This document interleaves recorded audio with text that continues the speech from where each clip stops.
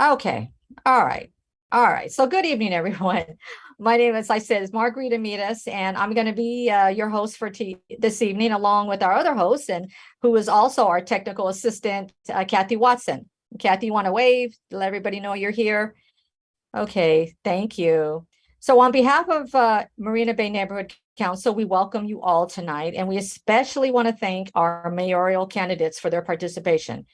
As I'm sure you all are aware, but I feel it worth mentioning nonetheless, and that is that two of our candidates are current members of the City Council whose seat will be up in November. And that is Nat Bates, Council Member at Large, and Eduardo Martinez, Vice Mayor at Large.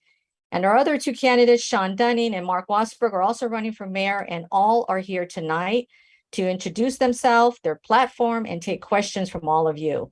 So thank you, gentlemen. I appreciate you all participating. And to those members who participated by previously submitting questions for tonight's forum, we thank you as well. And so before we begin tonight's event, I just want to go over a few rules and lay out the platform for tonight's meeting and meeting the candidates night. As you all have already heard, this will be a recorded event, and our speakers have given permission in advance to be recorded. The recording will be posted to Marina Bay Neighborhood Council's website either later this evening or tomorrow for viewing. For tonight's event, MBNC is committed to preserving an impartial atmosphere during this forum, and therefore we ask that everyone be respectful when speaking and while others are speaking as well. We also asked all our candidates to limit their opening statements to 3 minutes, each to allow enough time for everyone to speak and thereafter participate in the Q&A. So we will start in alpha order of candidates' last name, and thereafter speakers will be in a rotation order. After the opening statements, there will be 3 timed Q&A sessions, and each candidate will be allowed 2 minutes to answer. And also, these questions were previously submitted by our neighbors and members of Marina Bay Neighborhood Council. There will be a 15-second alert reminder that Kathy is going to keep us on track so that we end on time. And again, get everybody, allow everybody time to speak. Those candidates not speaking will be muted. The audience will also be muted. And any audience member wishing to ask a question can post through chat. And at the end of the Q&A sessions, we will open chat and take them in the order received. We will also do our best based on the time allowed to take as many questions we can from the phone lines. And to our candidates, while we're moving through tonight's meeting, feel free to post your email through chat so our audience members can contact you direct, your website, or any other information on your platform. But do not answer any questions until we turn on the chat session, as they will be asked by our co-host, Kathy. Okay, well, that's for the rules. And so now we will begin with the opening statements. As a reminder, each candidate will be given 3 minutes to speak, and for our audience's benefit, in advance of tonight's event, I asked each candidate to include with their opening statements an answer to the following questions. What do you consider are the 2 most important challenges confronting our city right now? And specifically, what would you do to address them? So we're going to kick this off. First, Mr. Nat Bates, if you'd like to give your opening statement and answer those questions, we'd appreciate it. Thank you very much, Mrs. Mitas. It's a pleasure to speak with this great audience on Marina Bay. I've been your elected official for some 4 decades, having served twice as your mayor. And being a mayor is not simply holding a meeting and chairing it. It's a lot of work that goes into the position of a mayor. But I'd like to speak to the question that you asked. The 2 most serious questions that I think this city faces is public safety. whether you're in New York, Chicago, whether you're in a small city like Rodeo or a medium-sized city like Richmond. Public safety is the number one priority of all cities.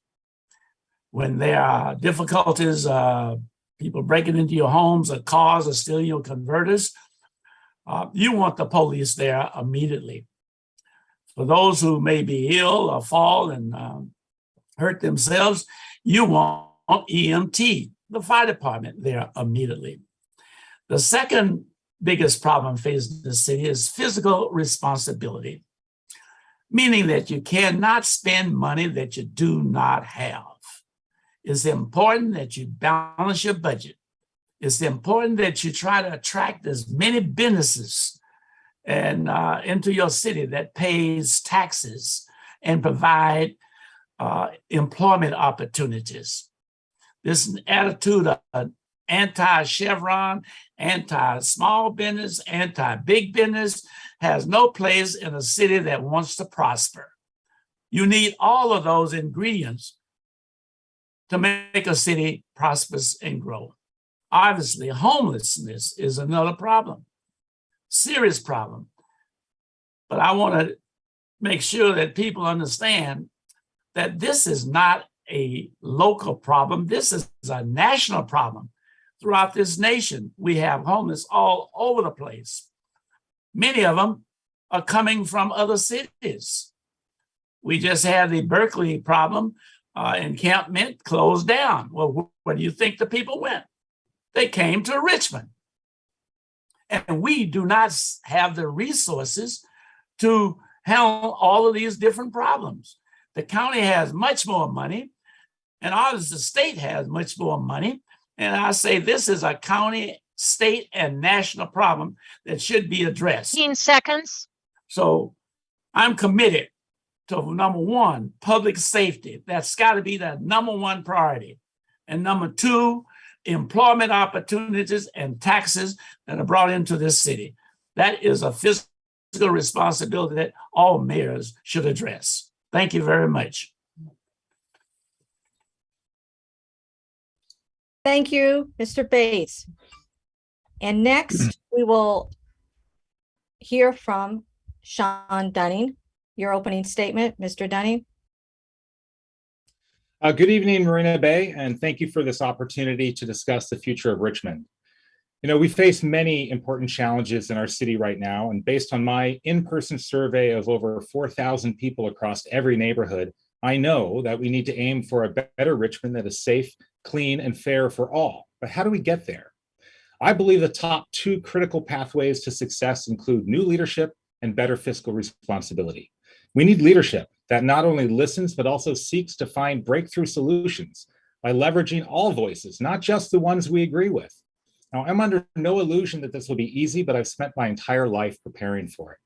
My background and over 20 years of experience in conflict resolution and collaborative problem solving in some of the most divisive contexts imaginable has prepared me to represent Richmond.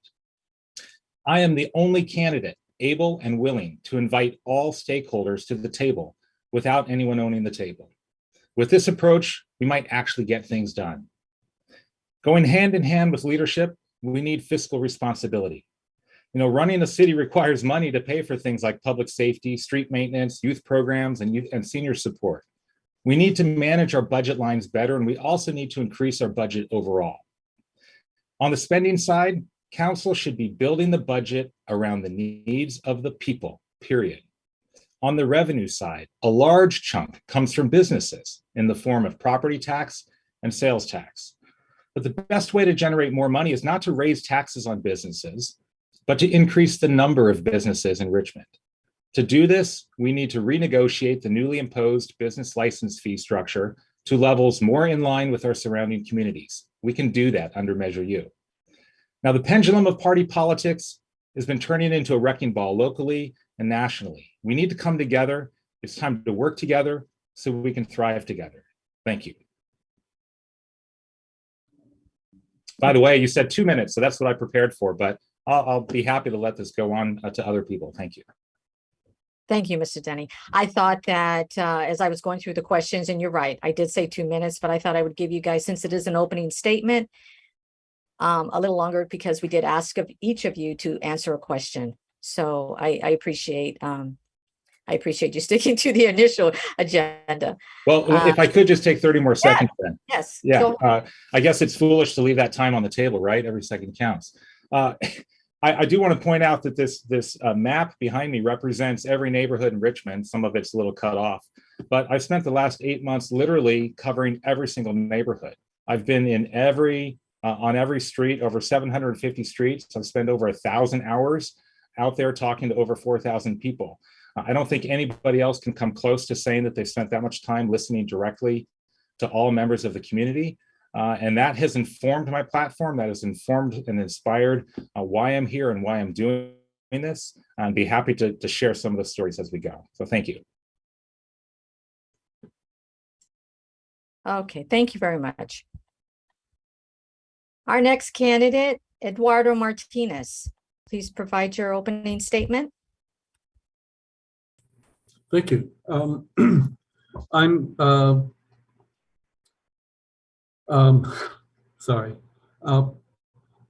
endorsed by many environmental groups. I'm endorsed by the Democratic Party. I'm endorsed by various unions. Also the firefighters union, SEIU 1021. And I'm endorsed by all of these organizations because they know I'm someone who can get things done, and they know what I've done in the past. So when they cast their confidence in me, it's because of my record. I don't take corporate donations. I've raised over $60,000, mostly from contributions from individuals. So people are putting money where their mouth is, and their mouth is saying that I'm the candidate who should be elected. Right now, it's disingenuous to just pluck any two issues away from all the others, because they're all important. But two things that are existential is affordable housing and the environment. We need affordable housing, not just housing, but affordable housing. We have a minimum wage of $15 an hour. If someone worked 40 hours a week at $15 an hour, they will only make $1,200 in a month. I'm sorry, they will make 2,400. I got my numbers wrong, but anyway, rent, low-income rent is 1,200. So once they get their 2,400, they take their taxes away. Their rent would take over more than 1/2 of their income. So if we're talking about market rate, the rents go up and are definitely not available to the Richmond public at large. So we need to focus on affordable housing. We need to work with developers to provide affordable housing and also workforce housing so that the people who live and work in Richmond can afford to stay here. The environment is also another major issue. We have 39 miles of shoreline. Seconds. We have 39 miles of shoreline that needs to be protected, and we have lots of toxins in the soil that will leach into the bay if we don't take care of it. So, thank you.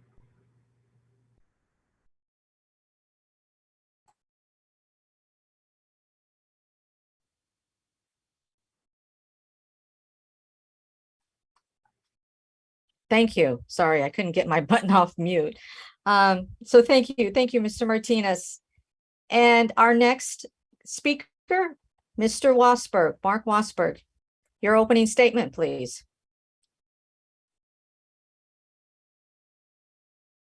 You're on mute, Mr. Wassberg. I knew this shit was gonna fucking happen. I get on mute. Hold on.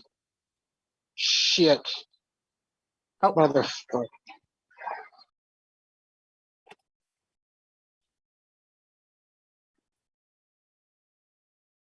You hear me now? Yes, Oh, you hear me now, right? Yes. Okay. Now, every mayor in the United States has the right to sign executive order. That's law. And what's going on in the city council, the mayor can't do anything because he won't have the votes. We all know what's going on with the city council meeting. The mayor is just a lame duck mayor if he doesn't have the votes. And we know for a fact that as long as the RPA controls the city council, the mayor is not going to get those votes. We know what the RPA is doing, the city council, defunding the police. They're making Richmond a welfare city by the city bank. It's going to give out millions of dollars to the homeless people. They want a homeless camp on every street corner. Now, as mayor, I have every right to go over the head of the city council and sign an executive order, which is a temporary law. And if they want to dispute it, they have to go to court to do it. Now, we all know that they gave $6 million to the ONS for what? For nothing. That was almost a quarter of the police budget that they gave away to an organization that did nothing here in Richmond. I know, I've been there. I've seen the violence. I've seen the dead bodies. Matter of fact, there was a homicide just there last week. I filmed the aftermath of it. This is what's going on ever since the city council, the RPA, took over the city government. Richmond has been the most violent city in the state.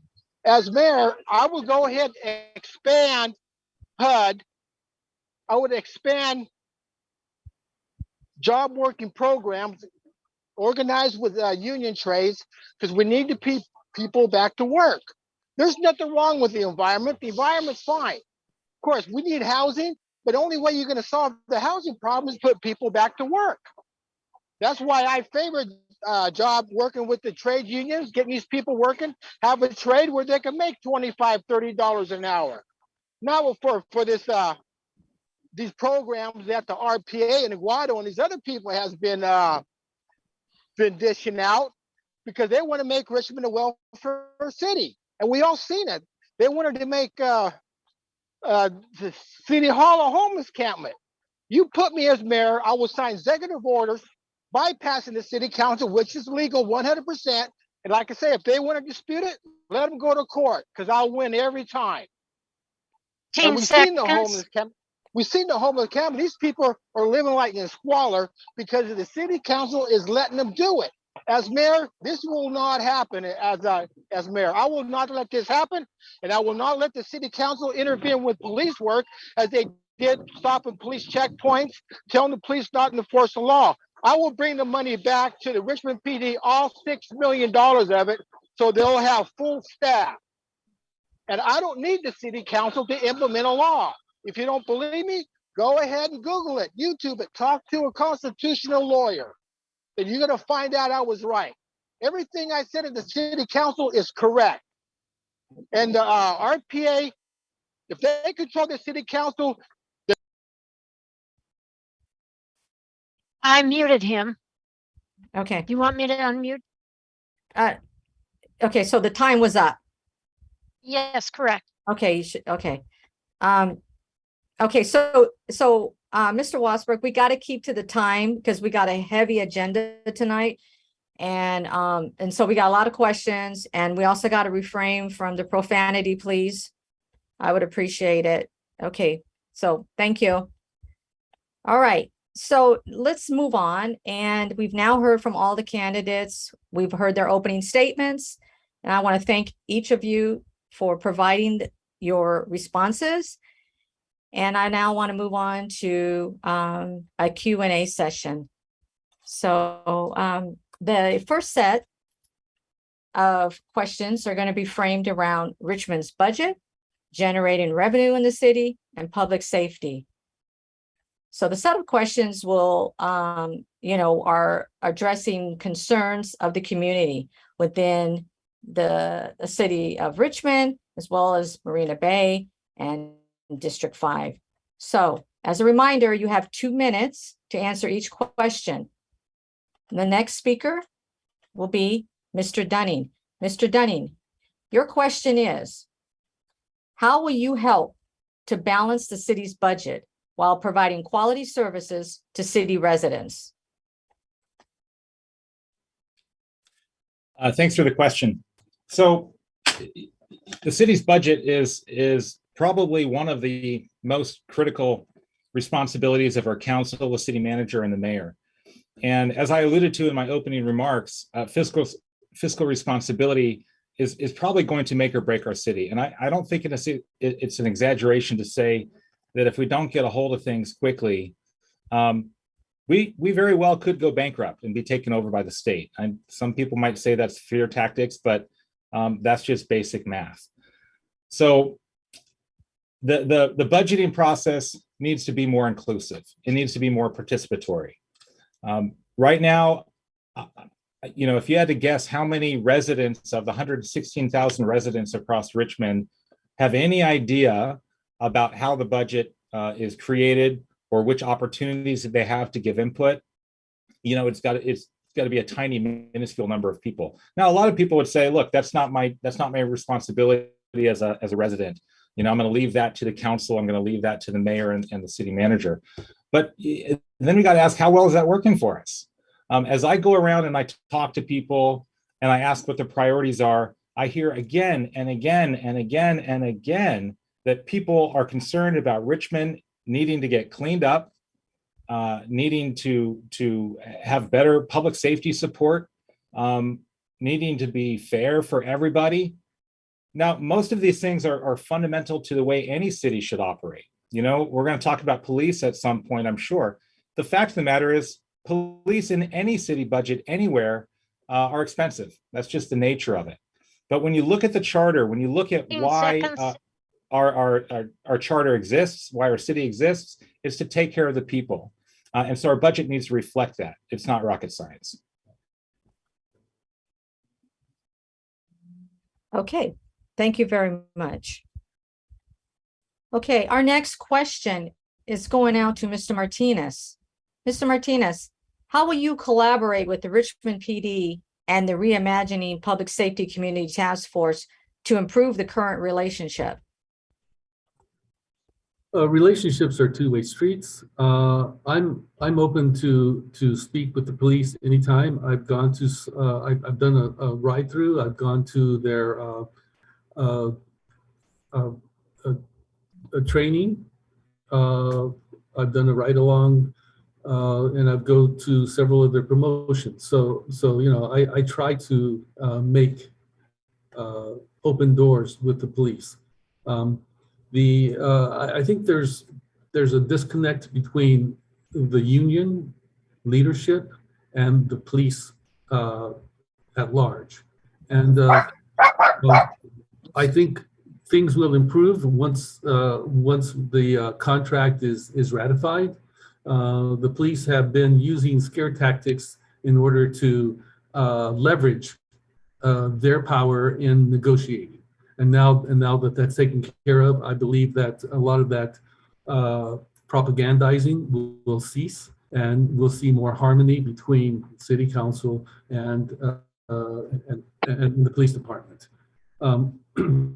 So a lot of the propaganda, which is that crime is going up, is exactly that, is propaganda. Our chief of police, when she did a orientation for council for candidates, showed that crime, property crime was down, and violent crime was down.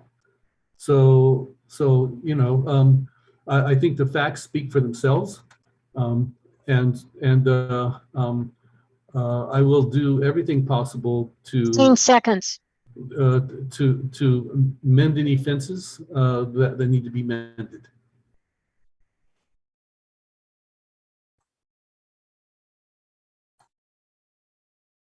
Thank you.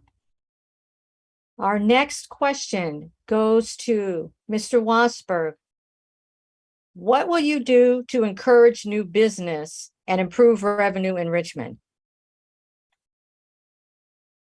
And you're on mute.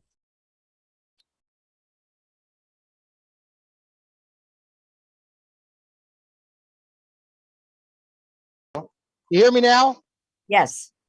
Yeah. Look, the only way we're going to do this, we're going to have to redo Measure U, because we know most of the big businesses are moving out because the city council passed Measure U because they want to tax the rich and give to the poor.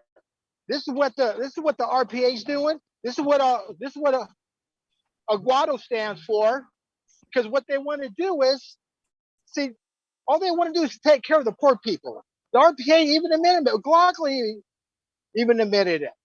You're not going to have business moving in and business expanding where you're going to have the prior city council you have right now. You're going to have to reimagine it. You have to get rid of redo Measure U. You're going to have major businesses coming in, so people are going to have good paying jobs. This is how you do it. But like I say, as mayor, I have the power to sign an executive order to get things done. So you people don't realize that, but it's true.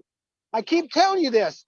When push comes to shove, I will sign an executive order bypassing the city council and implementing a law. If they don't like it, they could go to court. But like I say, the only way you're going to do this, you have to redo Measure U, so you lower the taxes for the businesses so they could bring in big business, because big business pay good money for good paying jobs, and then you could have some decent housing. People could make some decent wages. But what the RPA is doing right now, they're destroying Richmond. They want to make Richmond a welfare city. They want to hand all this money out to the homeless people. Illegal immigrants are going to be pouring in here getting free money. See, this is why it's so important to have big business coming in here, because they pay big money. 15 seconds. And people need good paying jobs. And this is why we have to do this. We have to get rid of this Measure U and redo it all so we can support big business. Okay. All right. Thank you, Mr. Wassberg. All right. Okay. Our next question goes to Mr. Bates. Mr. Bates, how will you establish a collaborative relationship with the city council members and other elected officials to work through conflicts in order to move agenda items in a productive manner? I hope that we could get away from the political situation and have council members to learn there's a difference between politics and statesmanship. Politics is where you generally line up with your fellow council members, whether they're Democrat, Republican, or otherwise, and you ignore the other side. Statesmanship is where you work with each and every one of the council members. I think communication starts first with respecting each one of the individuals as their positions may occur.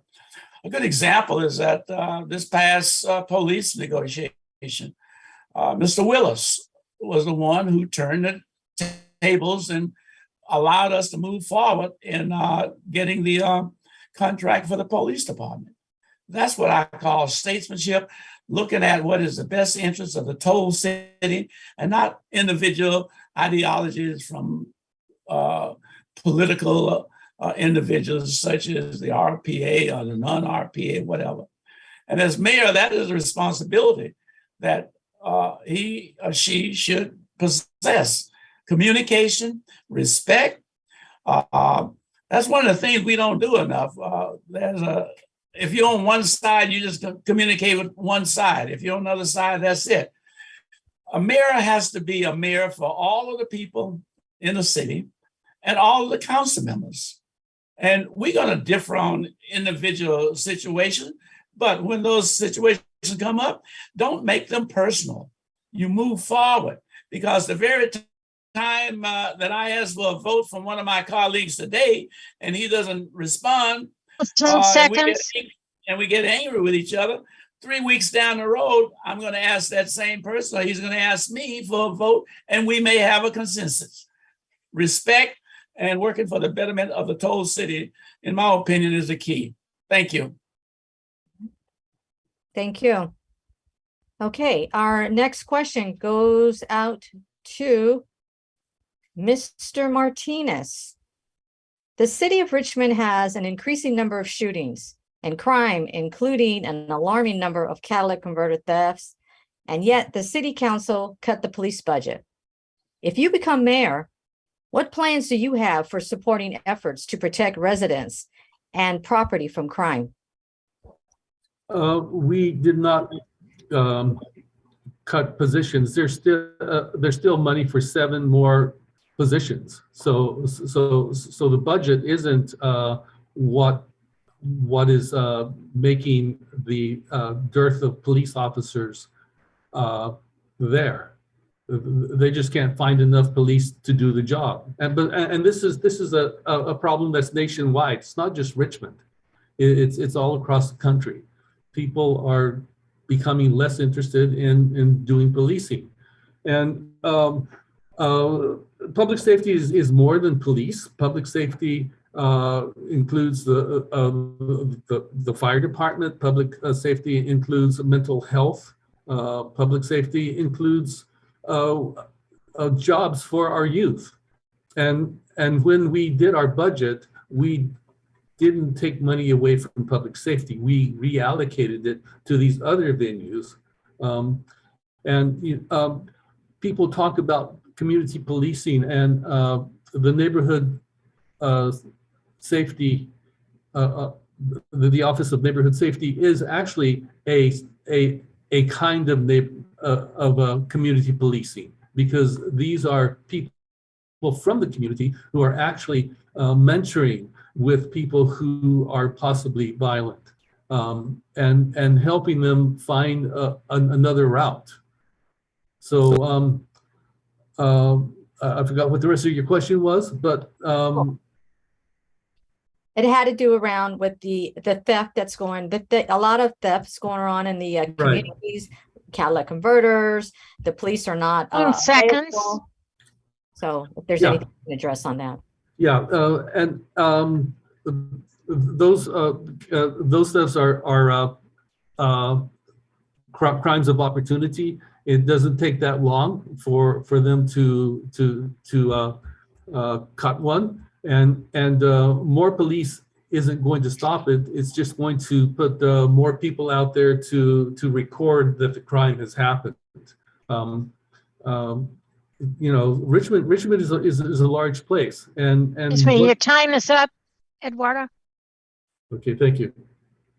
Okay, thank you. I appreciate the response. And we're going to go on to our next question, our next speaker, and this is going out to Mr. Wassberg. How are you going to encourage job growth in Richmond with good paying jobs so Richmond residents will not have to commute to other communities, to other counties to work? That goes to Mr. Wassberg.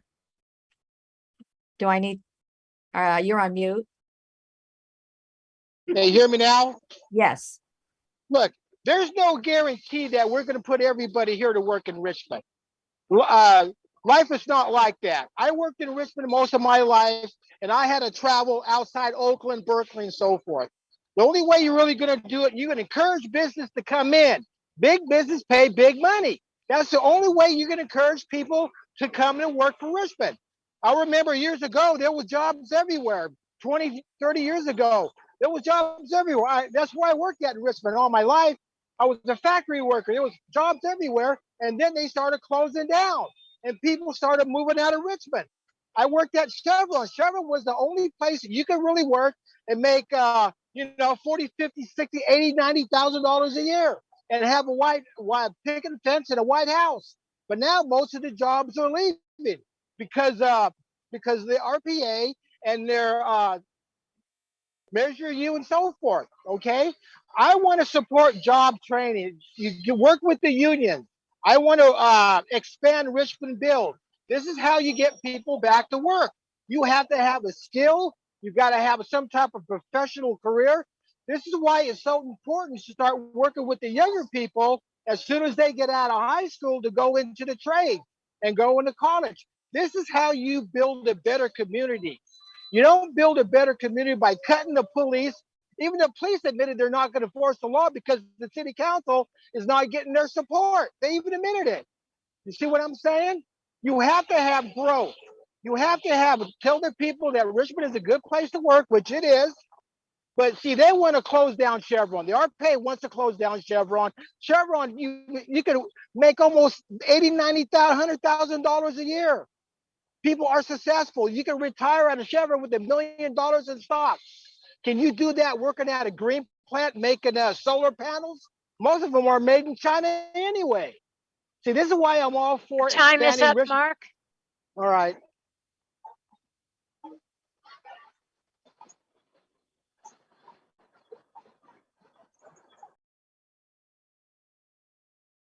Thank you. Thank you, Mr. Wassberg. Okay, our next question is going out to Mr. Bates.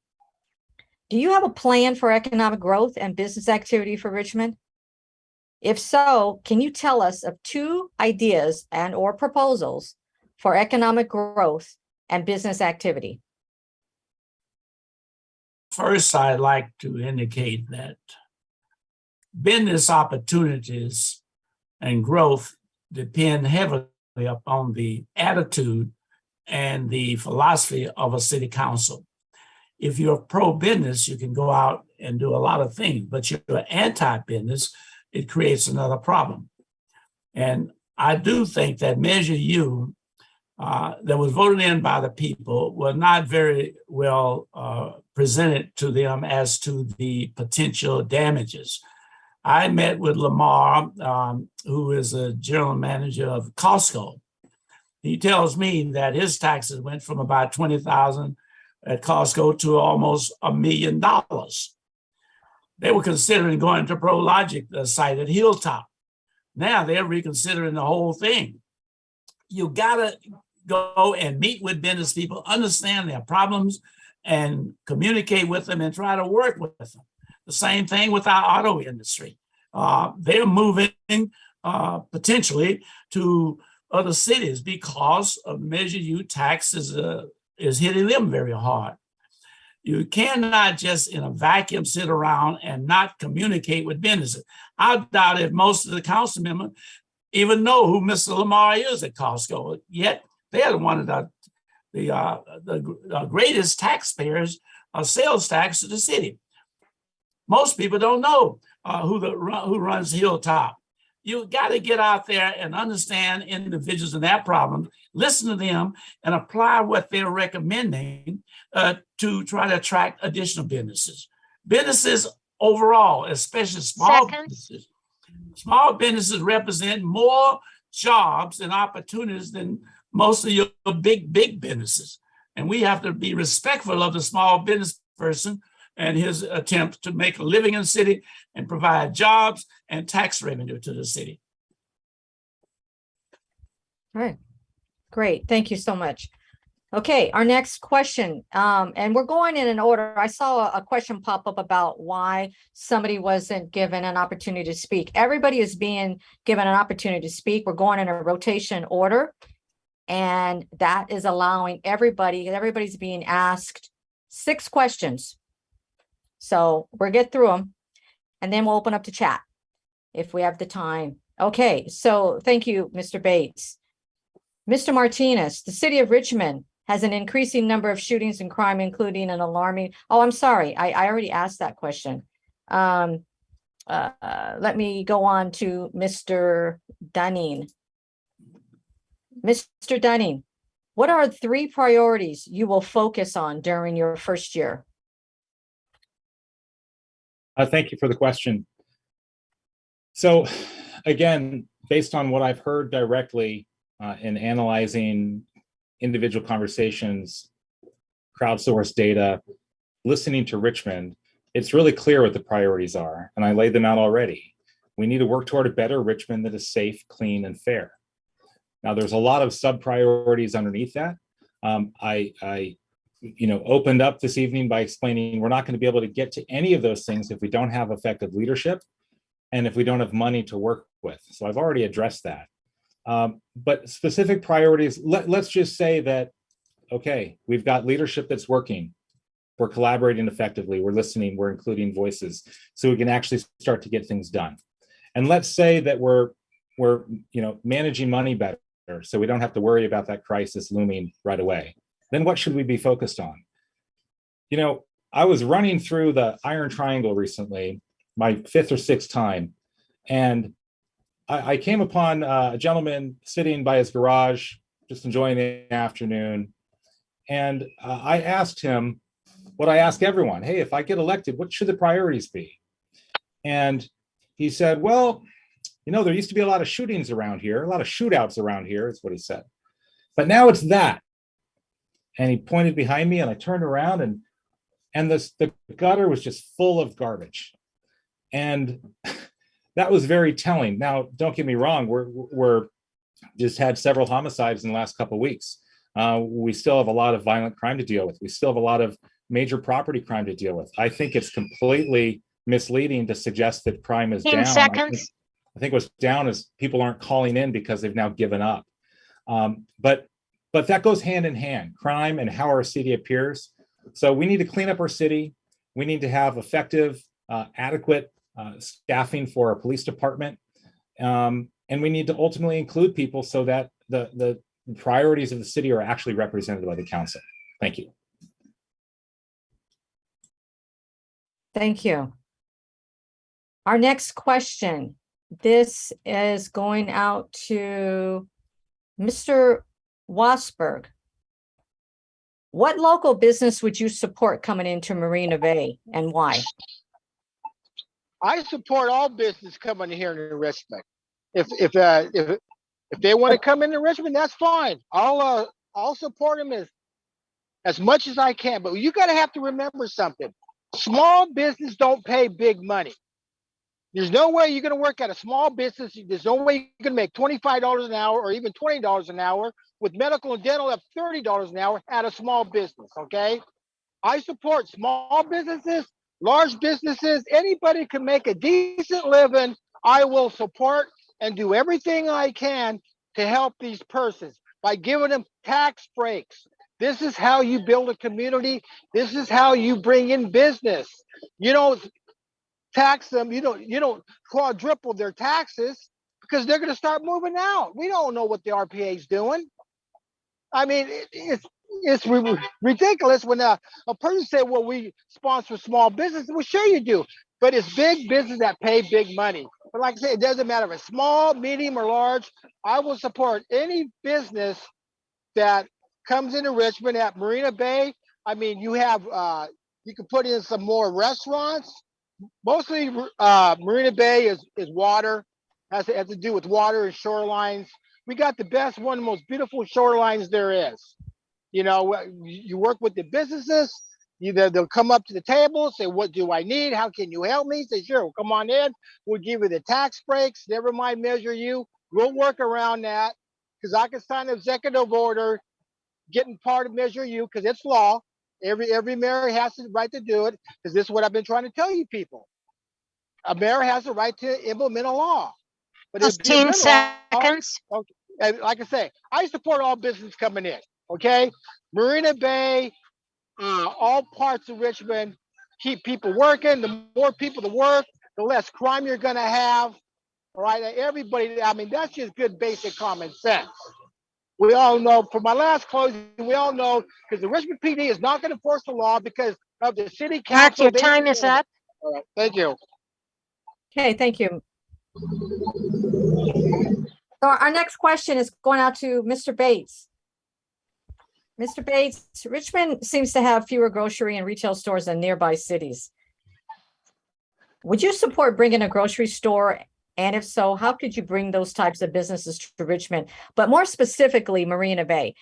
You know, this is a Marina Bay Neighborhood Council meeting. And so a number of these questions are more specific to Marina Bay. So while they impact the city of Richmond, we kind of want to know, what would you do also with Marina Bay? So again, Mr. Bates, what would you do to support a grocery or retail store coming into Richmond and more specifically Marina Bay? Well, Marina Bay is in a very beautiful position because you do have vacant property that a grocery store could very well be located. on it. It again relates to the attitude of the city council and the city staff. When you can make things easier and you reach out and you try to attract businesses, it will work. But if you have individuals who are anti-business, whether it's the council or whether it is the staff, people want to go where they are welcome. Anyone who invests money, especially retail, they want to feel as though they're welcome, they're going to be treated with respect, and they're going to be given all the amenities possible. That's how you go out, and you give incentives. And I think that you're right. Marina Bay is a large community. It has a great opportunity with the right leadership to expand. You know, I know you rather like to have more than just CV Pharmacy and a few of the other businesses there, but we should work together and find and go out and attract businesses that would be beneficial to the Marina Bay. And that's what I would do as a first course of action. Thank you. Thank you, Mr. Bates. Okay, our next question goes out to Mr. Dunning. If you were elected as mayor, what would you do to stop the illegal fireworks, road shows in our communities? This is a question that came up quite a bit from our community. And so I'm throwing it back out to you to specifically answer, if you can. What would you do to stop the illegal fireworks and road shows in our communities? That's another huge issue that people talk about all over the place. And I think the truth of the matter is there is no simple answer for it, but it starts with leadership. It starts with how many people are actually working together to address the problem. So, you talk about fireworks, illegal, reckless driving, sideshows and whatnot. Those are actually kind of complex issues. It's not just simply a matter of enforcing the law, although that's a major aspect of it. I think if people know that they can get away with anything and nobody's going to bother them, then certainly there's no deterrent. So I think we do need to increase deterrence. But to bring it back to the question of what can I do, let's not forget here that the mayor is 1/7 of the power of city council. I think that a better question would be, what can I do in a situation where the city council is working well together versus what can I do in a situation where the city council is not working well together and they're divisive and people are block voting and whatnot. I think either way, what I would do is actually seek to really dig into the issues and analyze them and study them. And that requires having all stakeholders at the table. There's been a lot of banter about this on social media, specifically regarding the sideshows, for example, where people go on and on complaining about it. And then if you watch some of these threads, it's interesting. Someone will pop in and say, well, if you don't like it, move somewhere else. And I find that quite fascinating. From a conflict resolution perspective, it makes me wonder, well, wait a minute. Are they actually saying that sideshows are good? Or is there something about the complaining that bothers them? And that's, if you go there, if you start to analyze that question, you'll start to find that it's more complex than just simply people breaking the law and not having police to enforce it. So I've actually continued some of those discussions with people and found that they feel that the criticism of sideshows is a criticism of certain kinds of people. Now, I don't think that's true, but if that perception is there, we have to work with that perception. So ultimately, we need everyone at the table, all stakeholders at the table, if we're going to find breakthrough solutions. Thank you. Our next question, Mr. Martinez. What are your expectations of Chevron's contributions to Richmond and its residents, if elected mayor? I believe that they should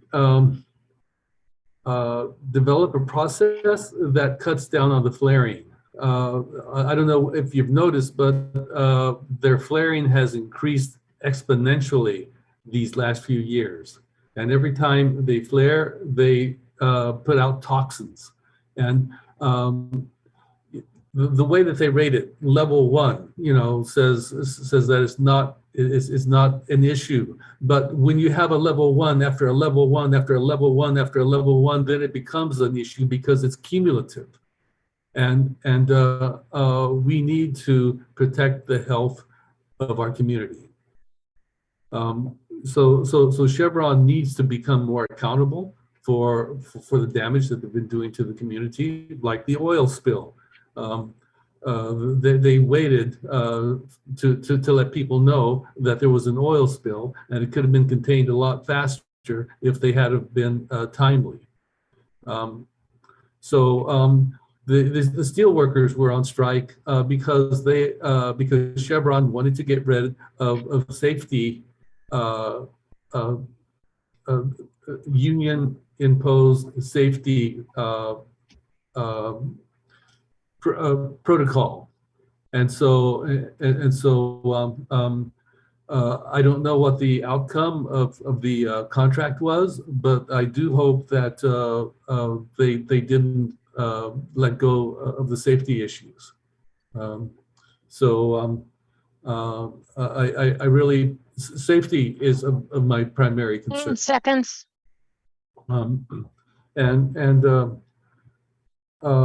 Also transparency, and Chevron needs to pay their fair share of taxes. Every 4 years, they contest their property taxes instead of just paying them the way that most property. Time is up.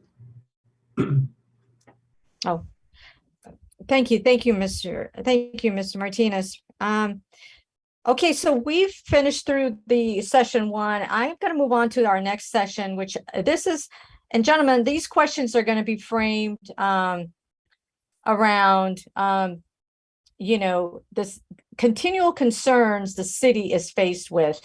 We've talked about a lot of things tonight already. We talked about budget, revenue, but now we're going to get into, the homelessness and the mental ill, and how are we going to address serving those in need for a better Richmond? We know Richmond is faced with many challenges, but in recent years, the neighborhoods are seeing more displaced, unhoused, and mentally ill people in the streets. So our next question is going out to Mr. Bates. Mr. Bates, do you agree with how do you agree with how Richmond is handling the mentally ill and unhoused community? If yes, why and what do you think Richmond has gotten right in terms of addressing the problems? If no, what would you do differently? I think we've done a dismal job dealing with the homeless.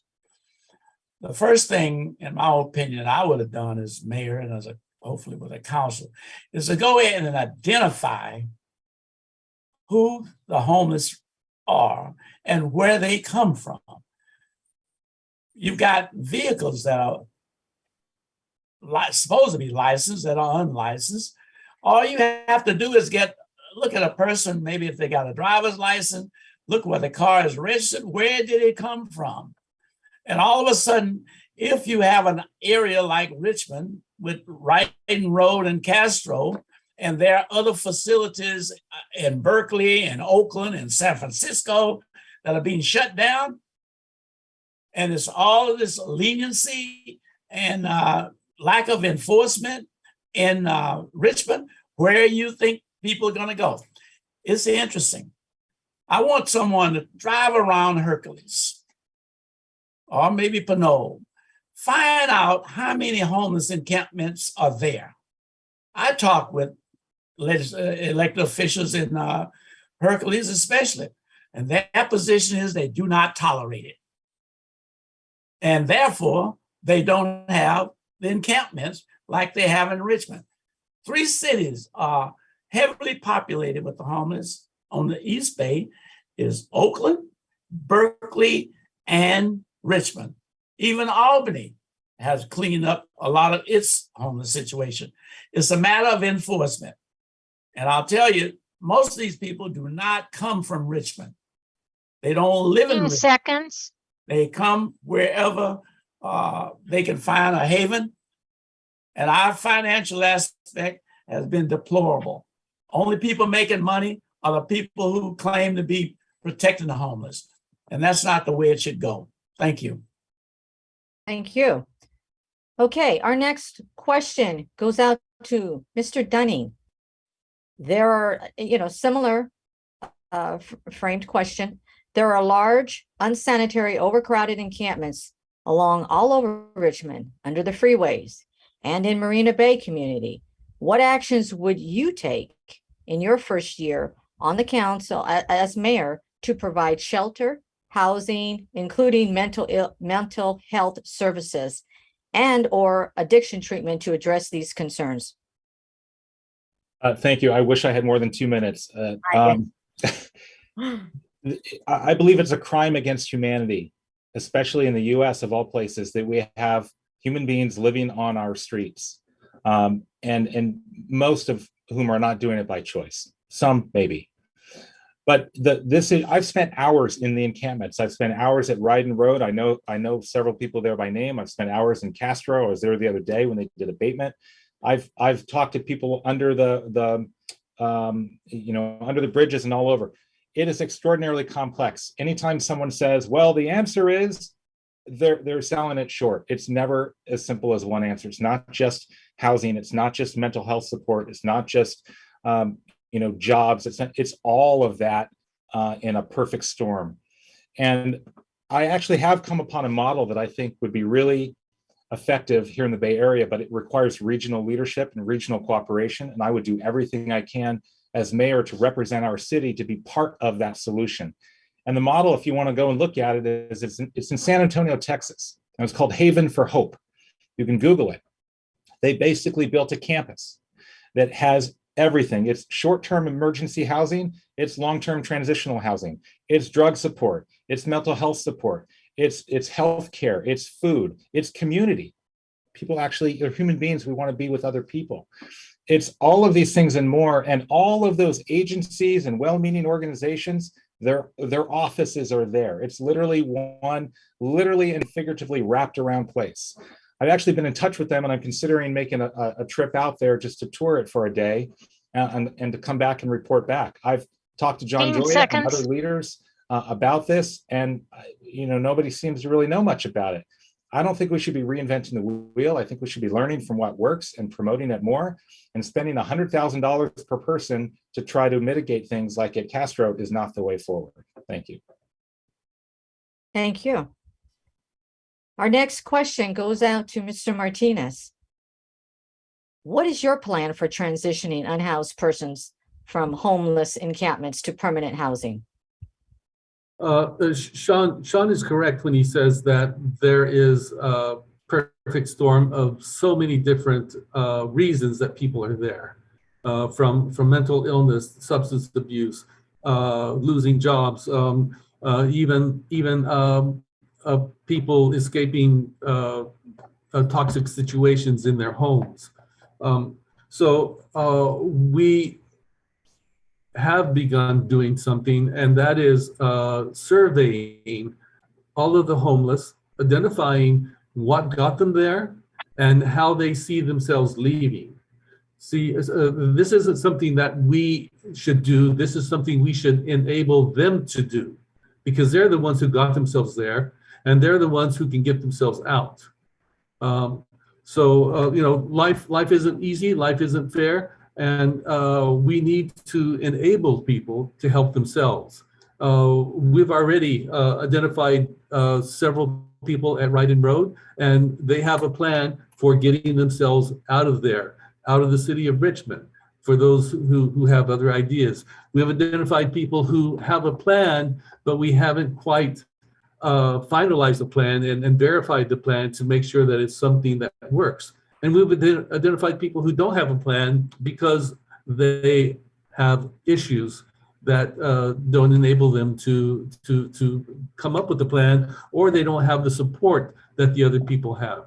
So we need to bifurcate all of the causes and address them. And we do have lack of support for mental illness, lack of support for substance abuse, and even more than that, we have lack of support from the 15 community. seconds. So anytime we've come up with a place for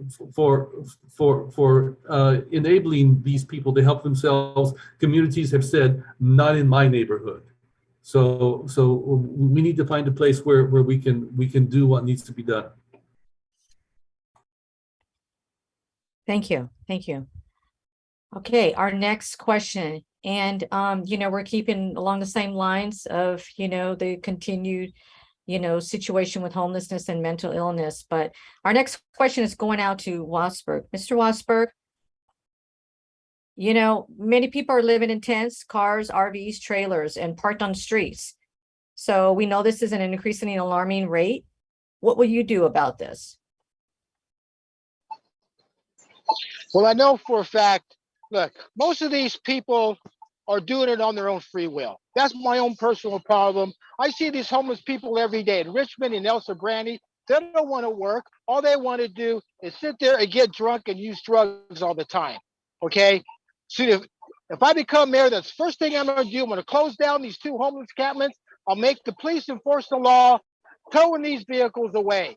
I mean, a person could better their life if they want to do it, but they don't want to do it. There's help out there. I know. When I was going to be out on the street, the first thing I did with the Contra Costa College, it got me a Pell Grant. It was the first thing I did. But most of these people, they don't want to do nothing with their lives.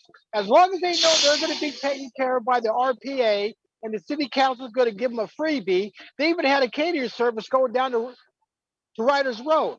There's programs that we can implement to help these people to get on their feet, start working, go to trade school, learn a trade, get sober up, and start getting educated and start doing what they should be doing in life. But the problem is, this is why Measure G was passed, so they can start giving money to the homeless people, so people don't want to work. That's why I've been saying that the RPA and Eduardo, they want to make Richmond a welfare city. But I say a person could do something if they really want to do it. We will give them the help they need to better their lives. I mean, everybody's hiring.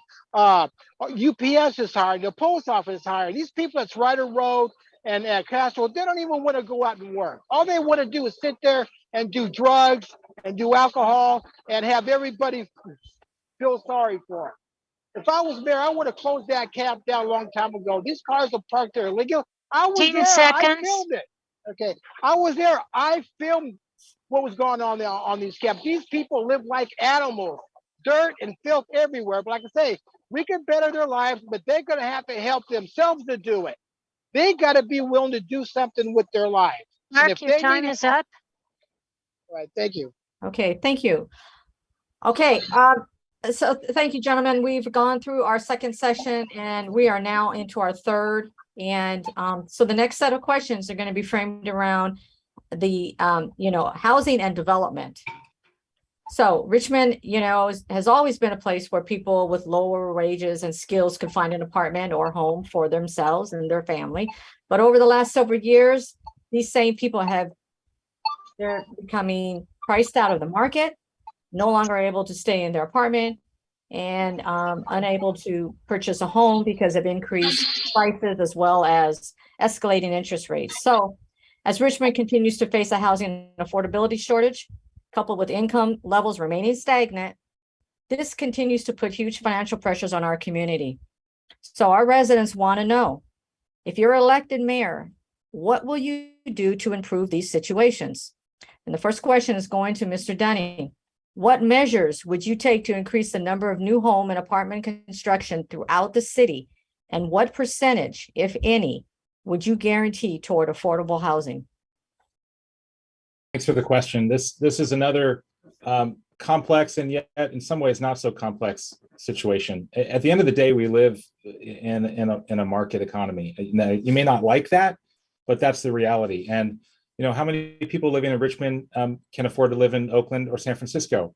If you can't afford to live here, if I couldn't afford to live here, maybe I go somewhere where I could afford. Now that might sound kind of harsh, but the reality is housing markets are different in different places. And California, and certainly the Bay Area, is one of the most expensive markets in the country.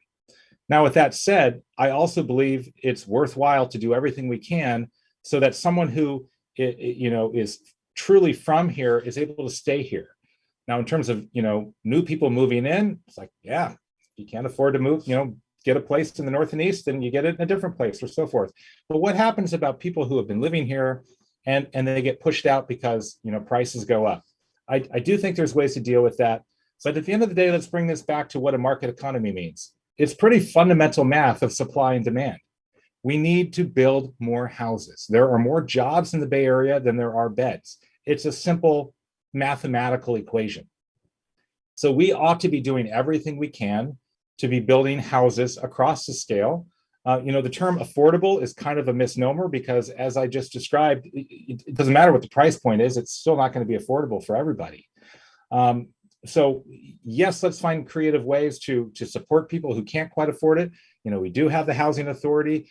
There is, Section 8 and HUD support and many different programs that support people who can't afford it. We do need to build more low-income housing that gives more people access, but we need to build housing of all sorts. Again, from a simple supply and demand equation, the more houses we have on the market, the more reasonable the prices are. So I think we ought to be doing everything we can to be identifying and supporting reasonable growth in places that have just been stagnant forever because our city council can't seem to support it. Thank you. Thank you. Okay, I'm going to ask a similar question of Mr. Martinez. What percent of affordable housing do you feel is fair and equitable to address the income inequality in Richmond? And what measures can you take to increase housing development? Thank you for that question. Affordable and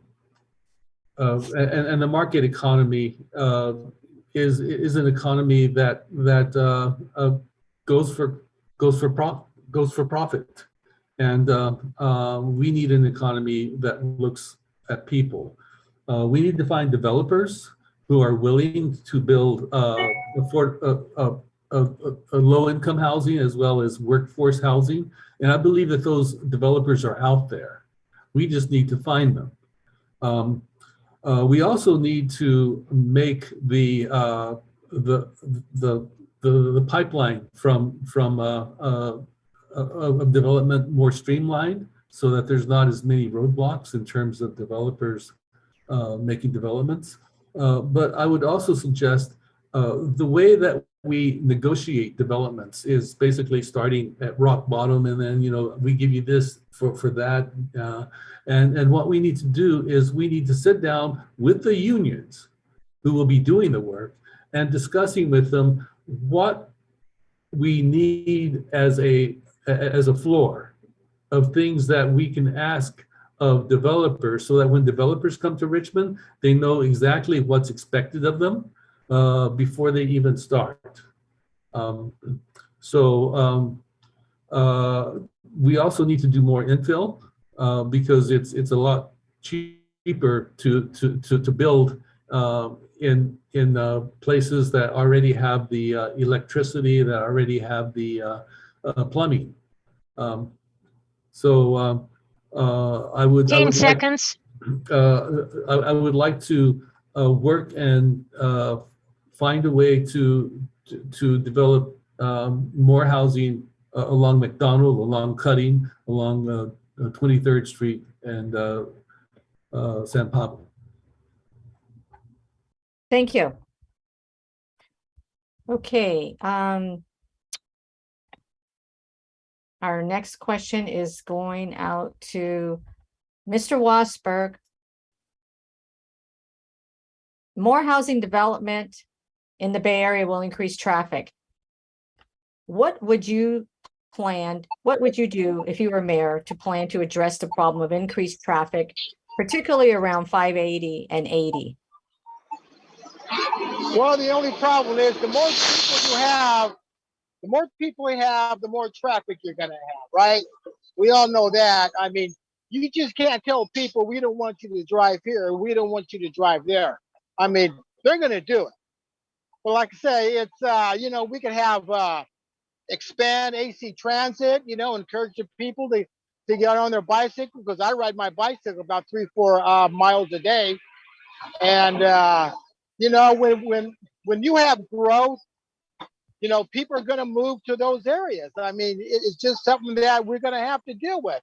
But we could come up with a plan. We get together with developers and some business people and see what we get together at the table and see what we can do. But I mean, that's a real tough issue. I mean, people are going to do what they're going to do. I mean, people want to travel. They want to go ahead and go places. You work with Caltrans and see what they could do. I mean, that's a real serious subject that people need to really think about. And it's no easy task of telling people, well, don't go here and don't go there, But, encourage people to, find other ways of transportation and take it from there. But we all know when the economy gets good, people are going to be buying homes, they're going to be traveling, they're going to be buying cars. People want a place to live, and it's just something that we're going to have to deal with. And I mean, as mayor, I'll try everything I can to work with the business people, work with the community to sit down. I want your ideas. You tell me what you people want, and then we could probably take it from there. 15 we work seconds. like I say, it's really a hard subject to tell people, well, I don't want you to go here. I don't want you to go there. So, it's something that we're just going to have to work with and deal with. All right. Thank you. Okay, our next question is going out to Mr. Bates.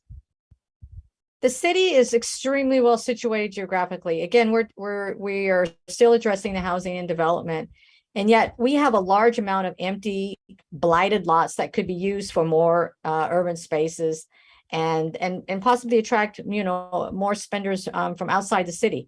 What would you do to promote future development coming into Richmond? And because tonight's audience, again, is in District 5, if there's anything specifically you'd like to address in terms of development into Marina Bay or within District 5, please also include that in your answer. Well, thank you for that question, because that is one of the topics I will be discussing in my campaign. San Francisco, Oakland Bay Area is one of the most attractive areas in the state. A lot of it has to do with supply and demand, and that is why the cost of living, cost of homes have escalated in the Bay Area. It's just like Piedmont or Black Hawk. If you live in those areas, the homes are going to be highly expensive. Now, what I have proposed, if I'm elected mayor, I want to work with people like the CRDC and Eden, which I met with today, where they are proposing to develop housing at the 37th Old Courthouse on McDonald and McDonald Avenue. They want to do low-income housing, and that is what we should be trying to do. There are lots all over the city that this city should be moving to either purchase or eminent domain and be able to go in and develop the kind of housing that is low as possible. There are other buildings throughout this city, boarded up, unoccupied. The city should get with a developer, work with that developer to go in and acquire those properties, build them up, renovate them, and put them back on the market. There's a host of things that we can do if we have the will and the leadership to do so. And those are the three things that I would be interested in: working with nonprofit like Eden and CRDC, and also any other developer that is willing to come in 15 seconds. and develop these properties and keep it as low as possible in terms of a purchase price. Those are the areas that I would be directing my attention to. Thank you. Thank you. Thank you for that answer. Okay, our next question goes out to Mr. Martinez. Again, we want to stick with the subject matter at hand and would like to know from you, if elected mayor, what would be your short and long-term plan for Richmond residents who have been evicted or priced out of the housing market, adding to the existing unhoused population? Mr. Martinez. As I said before, we need to build low income and workforce housing. There are a lot of places for development within the city of Richmond. Like I said, on Cutting Boulevard, on McDonald Avenue, on 23rd Street, and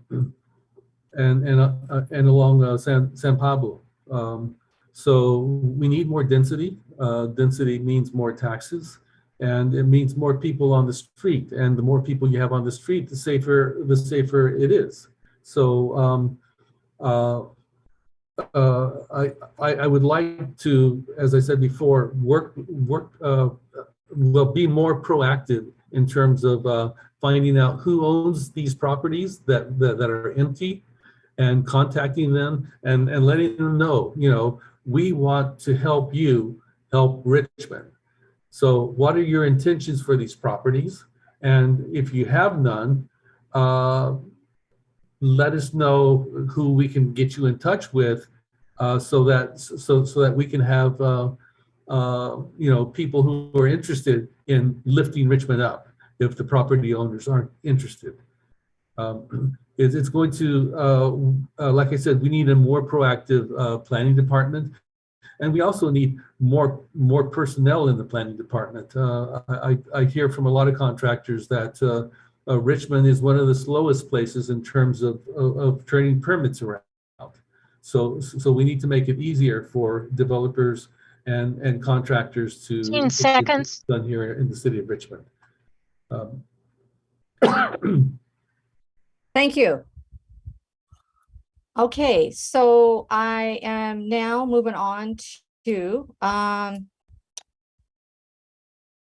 next set of questions, which is going to be centered around, these are just some environmental cleanup questions around two prominent sites. And the first, the two prominent sites is Point Malade and AstraZeneca. Both have been proposed for development. Both are needing cleanup. We've only received two questions in this regard. And so the first question is going out to Mr. Bates.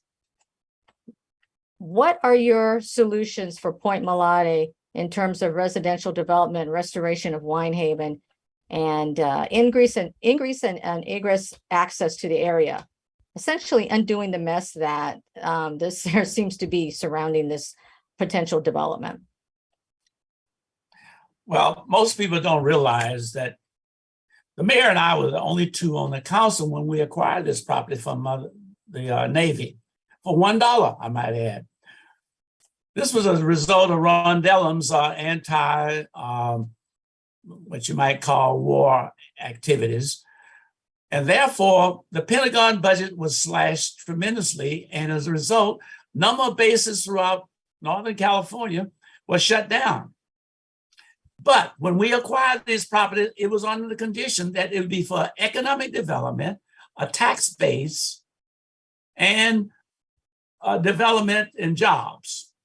Well, we tried with the casino. Well, the voters was 49 to 51, I think, in opposition. Then we went for a development with about 10 developers providing their plans.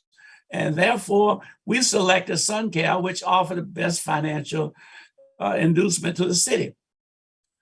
That includes about 2,000 homes and also business development, a restaurant, and perhaps a hotel.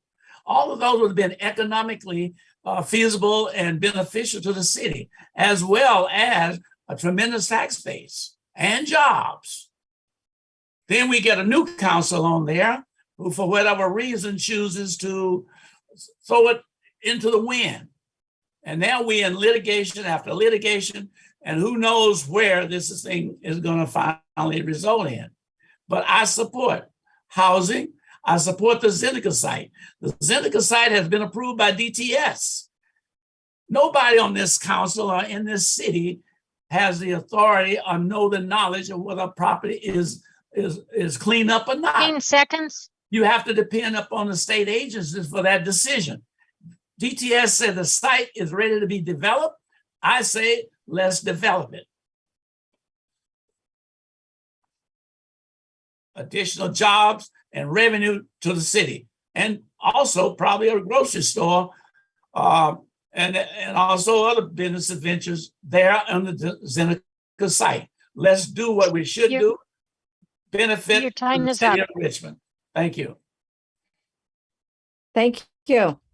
Okay, our next question is going out to Mr. Dunning. What is your opinion on requiring a full environmental cleanup of the AstraZeneca site before housing is built there? So I think AstraZeneca and Point Melati have a lot in common in that both situations involve a lack of consensus amongst leaders in our city. And we're not going to get anywhere without building more consensus. And we do that by actually addressing everybody's concerns. And I don't think it's impossible to do that. You know, you look at Point Melati, and it's 25 years of political ping pong, where we've accomplished nothing but losing millions of dollars in litigation because no leader or body of leaders is able to build enough consensus for a plan that everybody can get excited about. I don't think it's impossible to achieve that. Now, with regard, and that goes for whatever the plan is, but we just need to get everyone on board. It's not as divisive as people make it out to be. With regard to AstraZeneca, I have read through some of the brief, the court doc. There's hundreds, if not thousands, of pages of court documents. There's ongoing litigation. I've sat in on some of the meetings where very impassioned residents are participating in the process to hold people accountable, and including the company or companies that have actually polluted that site. I believe, from what I understand, that that it's still in question. And I would love for it to get cleaned up to a satisfactory level, such that testing is not revealing toxic, dangerous levels of toxins. I understand that there was some plan where, okay, yes, it could legally be built, but it would require like venting to go up between the buildings or something like that. And that just doesn't sound right. So, I think let's do whatever it takes to get there. If it means pressing the legacy companies to clean up the mess that they made, then let's do that. But I don't think forcing through building housing on a place where there's serious reservations is a smart thing to do. So let's clean it up and then let's build on it.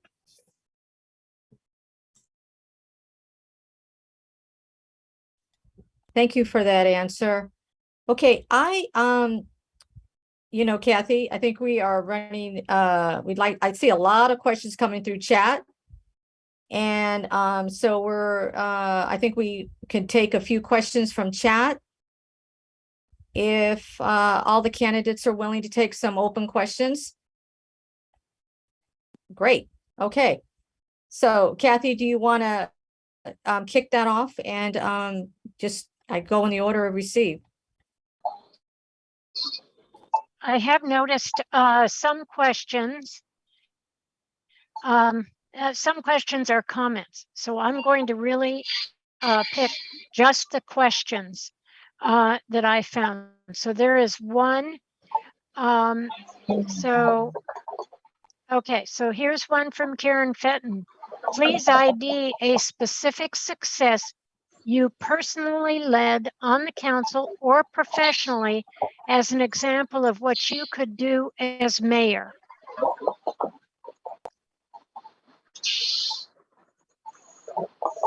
So do I call on Who does that go to answer that question? Well, I think it would go to all, and we go in order. Okay. So I think the last speaker was Shawn. Let's go with Mark Wassberg. Yeah, you hear me? Yes. Yeah, you hear me now, right? Yes. Okay. Look, there's nothing good on the city council. We all know that. All they do is fight and argue each other between the mayor and the RPA. There's nothing that the RPA did any good for Richmond for the last 16 years. It's been all bunch of RPA, and that's it. Ever since the RPA took over, you had the highest crime rate. You got homeless campers. You got that they're sponsoring. I mean, these people are just terrorizing Richmond. That's what they are. And I don't know Mark- where you get this. Yeah, Mark- hello? Yeah, Yeah. the question is, Okay. please tell us a specific success you personally led professionally as an example of what you could do as mayor.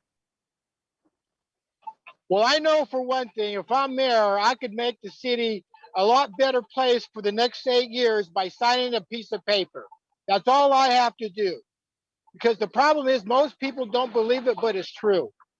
I mean, what's going on right now, I mean, it's totally a disaster. But my own personal opinion, I have a lot of good plans. Look, I lived in the Bay Area all my life. I've been in Richmond and San Pablo for the last 60 years. I've seen the changes, all right? And what I see right now, all I have to do is sign executive order and I can make Richmond probably one of the most best cities around. Just by adding more money to the police, getting rid of the homeless cabinets and stuff.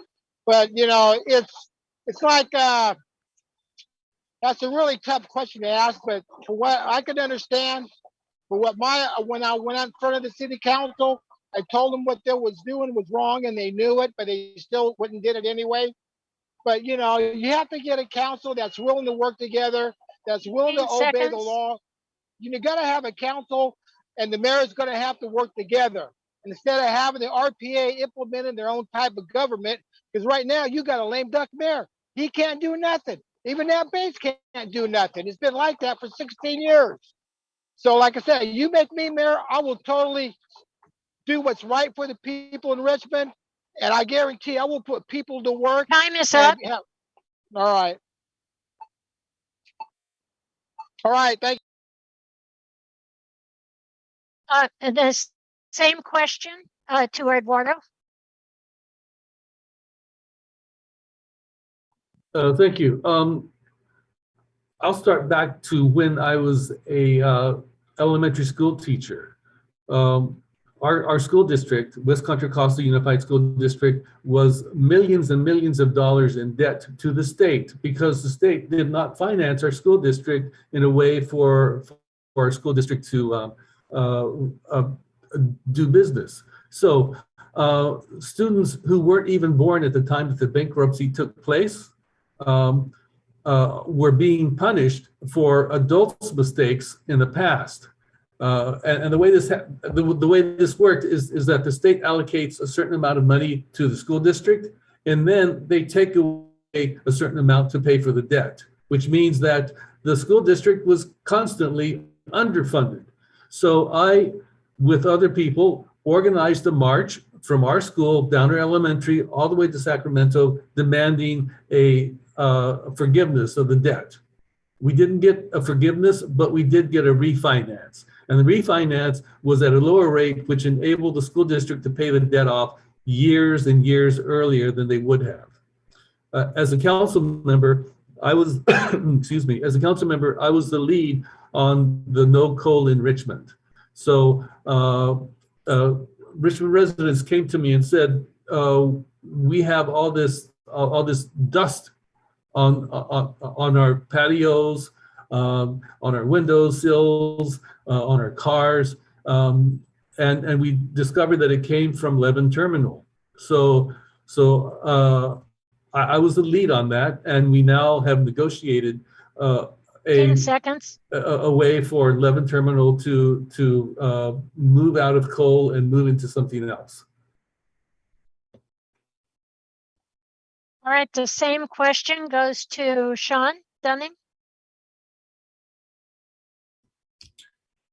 In another time and place, I don't think I would be relevant for candidate for mayor. And this is never about me wanting to grow up to be mayor. But in terms of my background and my experience and successes that I believe are relevant to the context at hand, which is a very divided place. We're one of the most diverse cities in the nation, if not the most. And yet we can't seem to leverage all the different perspectives to build a way forward together, and that's reflected on our city council. So what I'm coming to this with is a lot of success over my career in 20 years of dealing with very divided communities, divided situations, with a career in conflict resolution and collaborative problem solving. And one example I would offer is in 2000, about 2008, I posed this idea. Well, it wasn't just me. I was working with others as well. But we presumed to invite 6 Israelis and 6 Palestinians to go on a wilderness expedition on the Rio Grande. These weren't kids, by the way. These were adults. These were leaders in the society in the Middle East.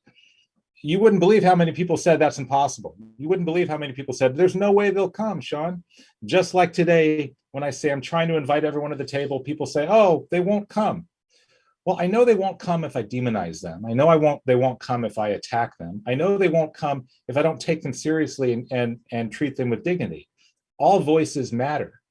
And in 2009, we had 6 Israelis and 6 Palestinians go on this expedition, and it was a huge success.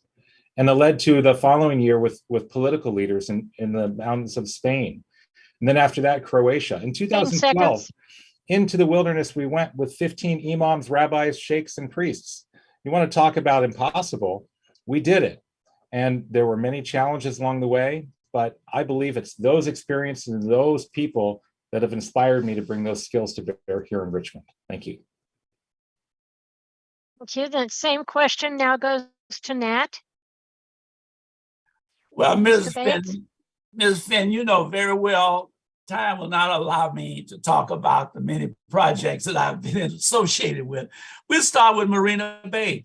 I've supported every major housing from El Sobrante Valley to Point Richmond, Marina Bay, and the Hilltop. Now, you may recall there was tremendous NIMBYs on the Marina Bay. They did everything they could to stop that development, and now you live in one of the most beautiful developments in the city. Major proportion of support has been the Hilltop Shopping Center. I was a key vote for the Hilltop Shopping Center. The John Knox Freeway, that was a key vote that I worked with the Jimmy Carter administration to, and John Knox and John Ferran to bring to the city of Richmond. Costco, one of the, again, most beautiful tax base in the city. Target. So it's just a numerous of environments that I've been in to make this city better. And I cannot think of one that I would put over the other, because I think all of those projects are equally important for the tax base, for the living conditions. And again, the housing, I think, is very important, from El Sobrante Valley to Point Richmond to Hilltop to Marina Bay. And many of you live in luxury and beautiful homes that I took a personal interest and led the leadership to get those homes developed, in spite of the negativity, the criticism, and sometimes threats of my life if I continue to support the housing developments that I've mentioned. So those are just a few of the projects that I've been associated with. Thank you kindly. Thank you. Our next question for the candidates is, as a candidate for mayor, how do you define a sanctuary city? Let's go to Eduardo first. Thank you for the question. I am a proud member of East Bay Sanctuary Covenant. It's an organization that helps economic and political and social refugees from various countries work their way through the legal system so that they can find sanctuary here in the U.S.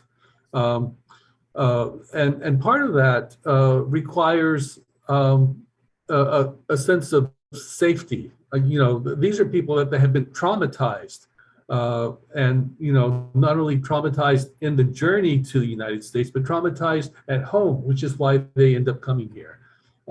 So a sanctuary city, in my mind, is a city that enables these people to feel safe while they work their way through the legal system without having fear of being picked up and separated from their families because of laws that don't look at the human side of families of being together.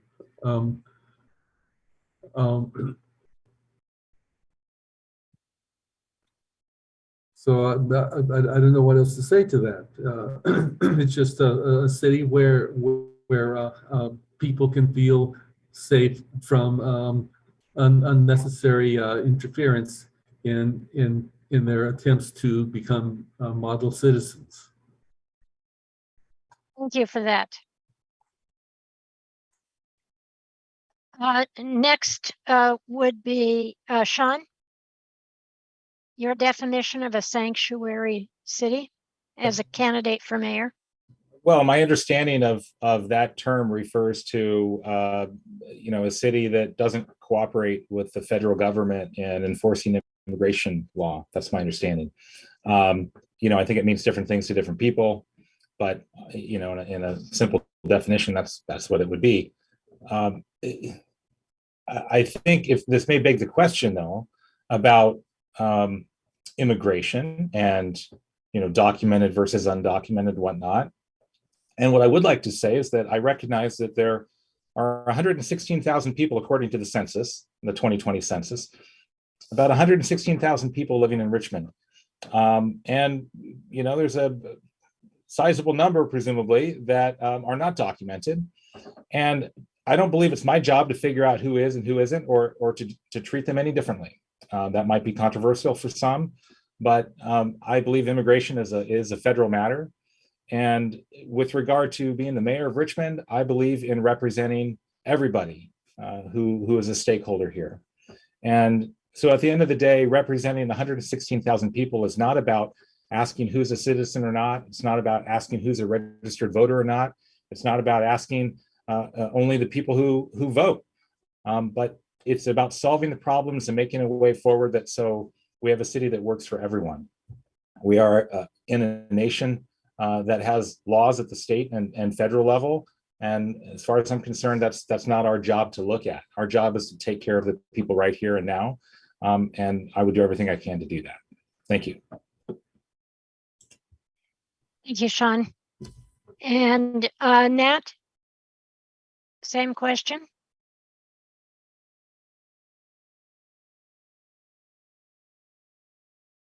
I believe you're on mute.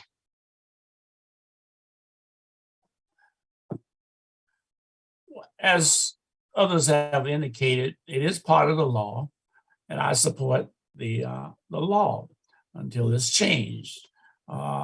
That's the American way and the democratic way of our process.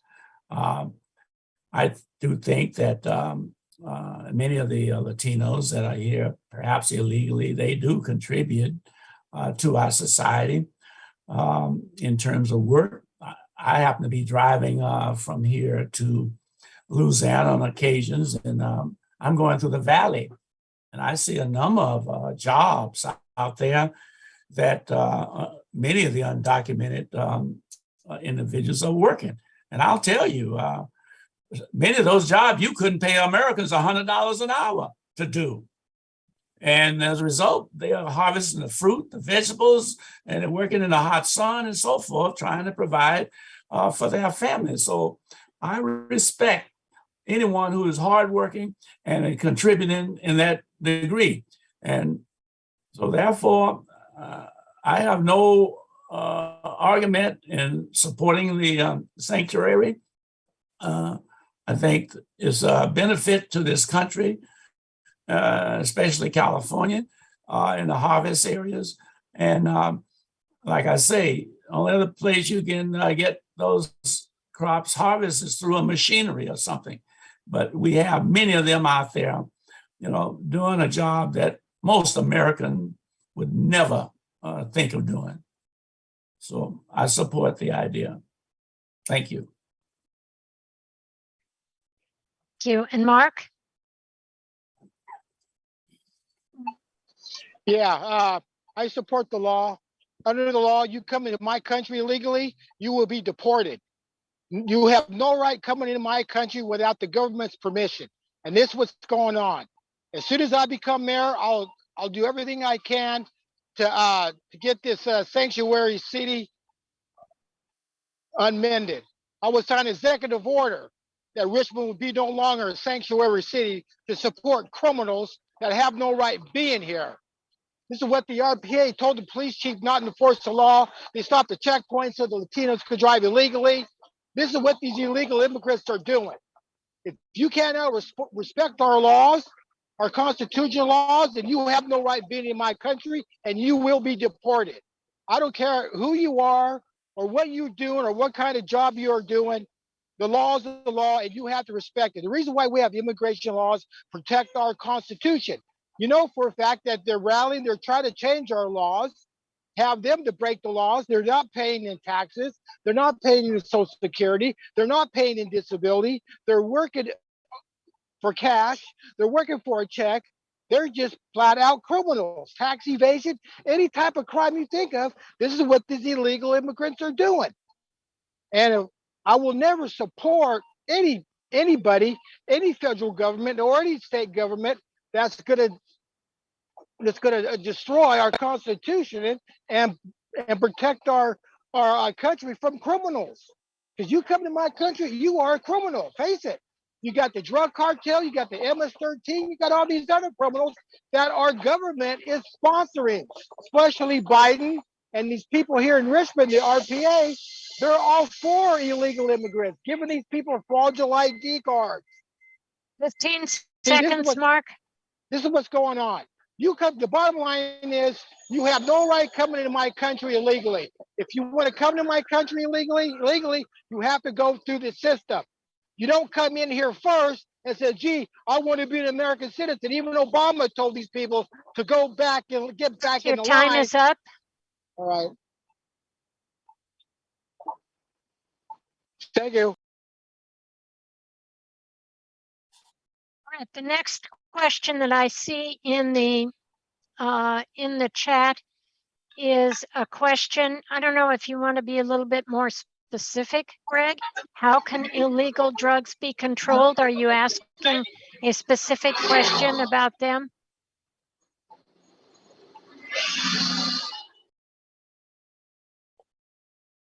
Greg, are you still with us? There's another question. If you're not able to, is there another question?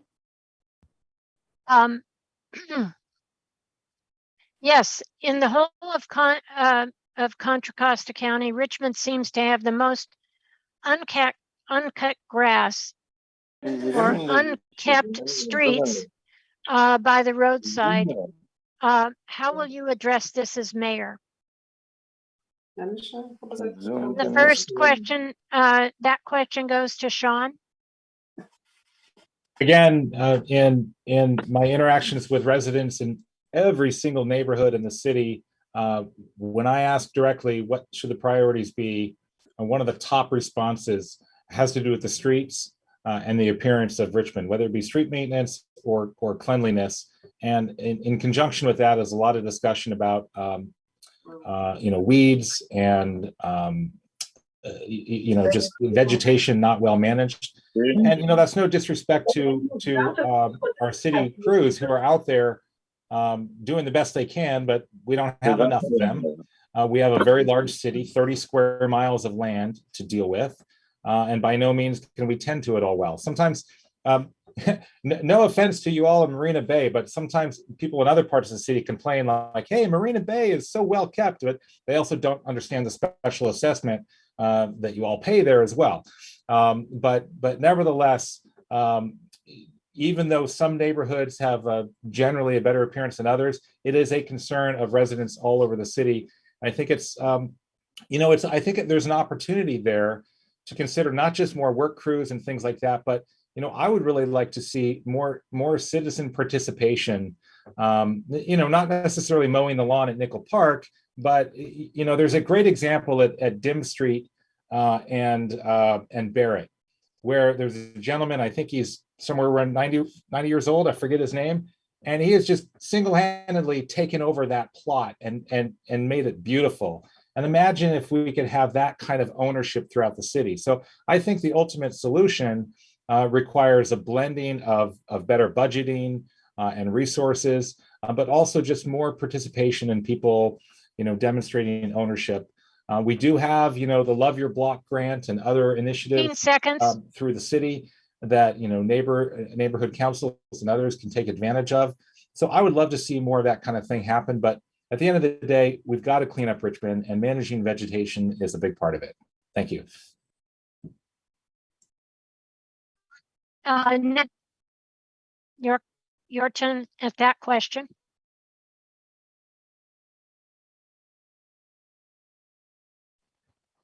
Nat, you're on mute. Talking to me? Oh.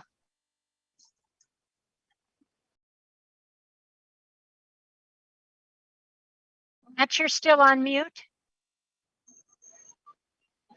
Who, you talking to me, Mark Wassberg? No, Mark. Huh? I'm trying to get Nat Bates to unmute.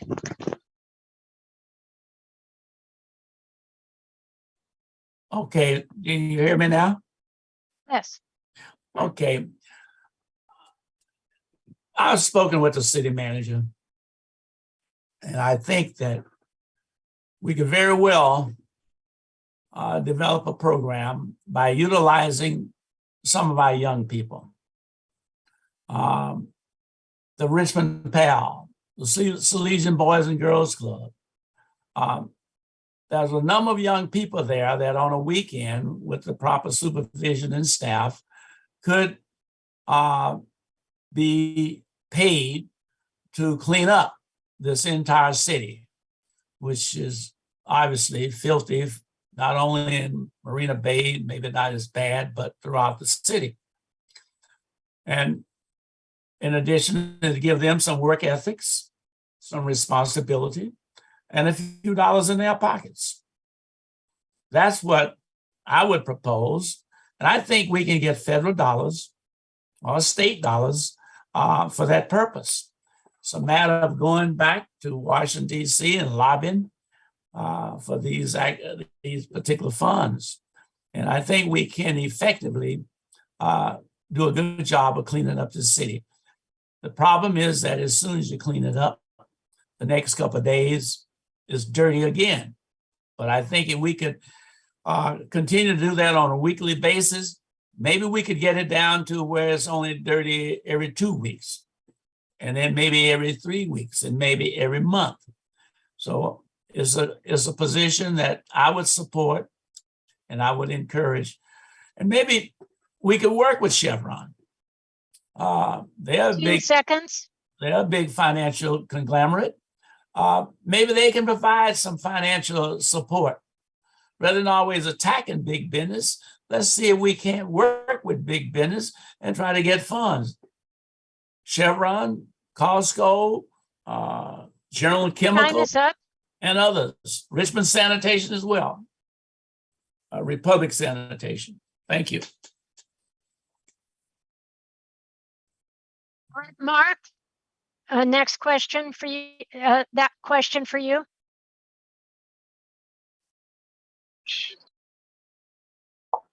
You hear me? Shit. Recording stopped. Recording in progress. Yeah, you hear me now? You hear me? Hello? You hear me now? Yes. Okay.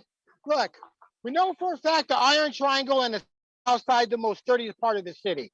Instead, you go up in the annex and Marina Bay and all this stuff is a lot cleaner because you don't have the people there that you do anywhere else. Okay. Now you're just going to have to tell these people to start cleaning up their garbage.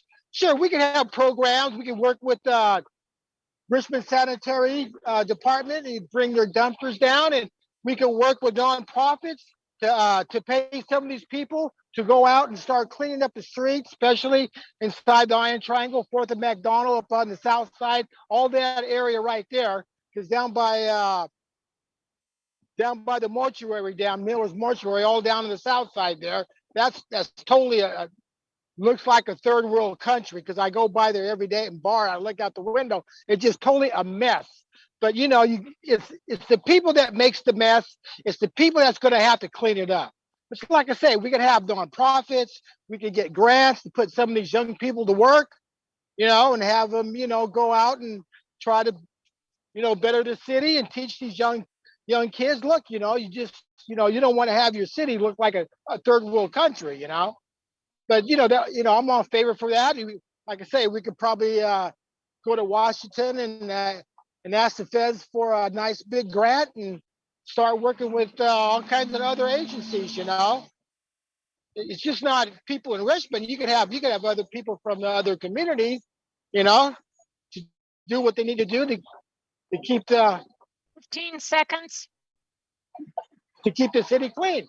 But like I say, most of the garbage is inside the Iron Triangle and on the south side. This is where we need to focus on these two areas right there. Plus you got the highest crime rate inside the Iron Triangle Central and on the Time is south up. side. All right, thank you. Eduardo, the same question. Yeah, we did a survey and found that the city is working with not enough people. We're about 50% understaffed. A lot of this happened because we have been going through city managers, and there's been a lot of turmoil at the leadership level, at the manager level. We've had a lot of retirements. And so the leadership has been in disarray, and positions haven't been filled. And a lot of the positions are in the maintenance and in the landscaping department. So once we get staff up to the level that they were, and find money for even more positions, a lot of this problem will disappear with the city doing the work that they should be doing, but haven't been able to because we don't have the workforce to get it done. So Thank you. Yeah, thank you.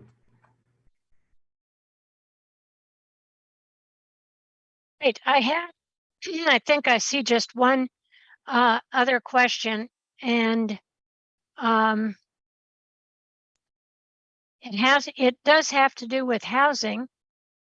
And the question is stated as most Richmond resident communities want a gated community, which I read into that a safer community, whether it's gated or not. But how would you, if you become the city mayor, how can you ensure that everyone can have a gated community or a safer community to live in?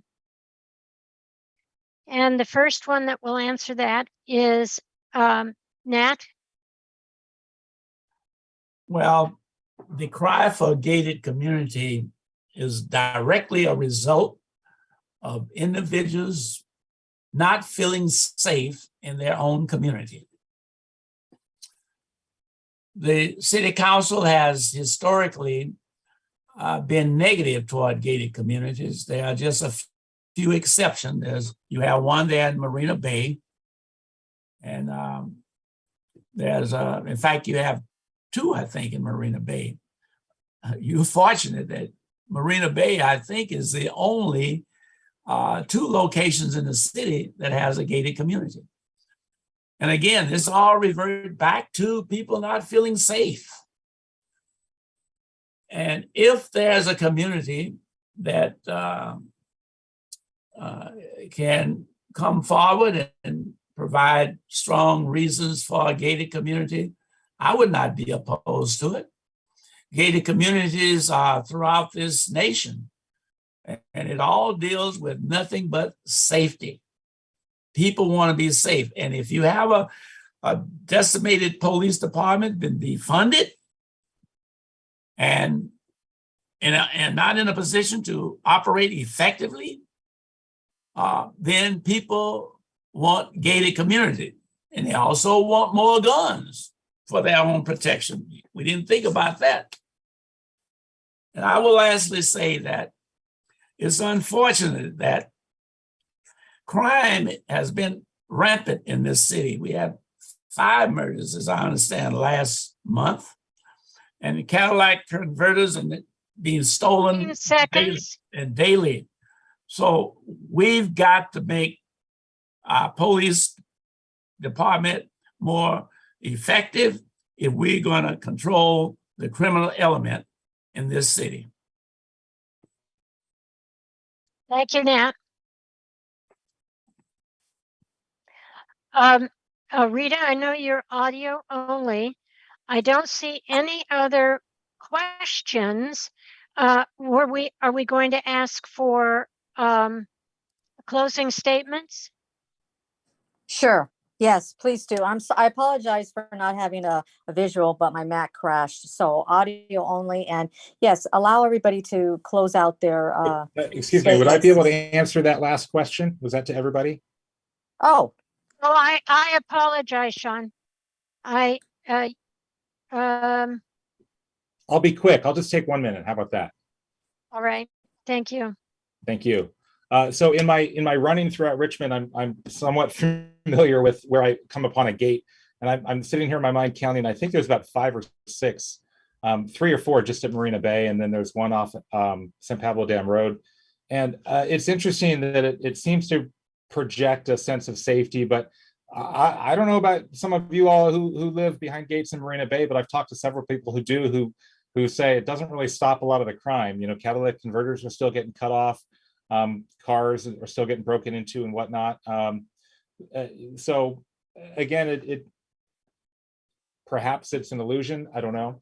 But I think really it beckons questions around safety and why it is that we feel like we need to close ourselves off. I think ultimately the indication of a truly safe community is that we're open to each other, that we know each other, that we actually keep the blinds open rather than closed. And there's a lot of, part of the community involved policing model involves something called CEPTED, which I forget the exact acronym, but there's a lot of, by design, like making sure your shrubs are lower than 3 feet, or the bottom of them is above 6 feet, so that there's sight lines, and there's a lot of things you can do with lighting and other things. So, I think anything we can do to make Richmond safer is great, but it's going to take a lot more than gates. We need sufficient police services. We need sufficient alternate to police services. We need to ultimately have leaders that collaborate to get things done. So I'll leave it at that. Thanks. Communities in general are only safe because you make them safe, and people want them to be that way, not because you have some preconceived notion of how.